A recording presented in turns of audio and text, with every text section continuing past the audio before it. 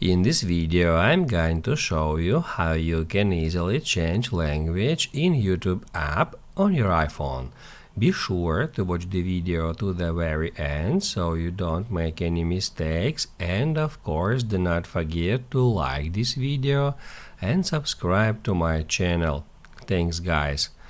So let's get started, and first off, open up YouTube app, then tap right here at your profile picture and then go to settings.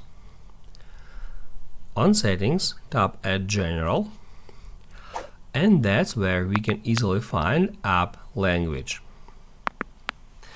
If we tap on it, we'll be taken to our iPhone settings where we can easily change app language for YouTube application. That's where we can choose between suggested languages. In my case it is English and Russian. However, we can select any other languages from that list. Just scroll down until you find the language you would like to use, and then just tap on it to set it for the YouTube app. After that, if we go back to YouTube application,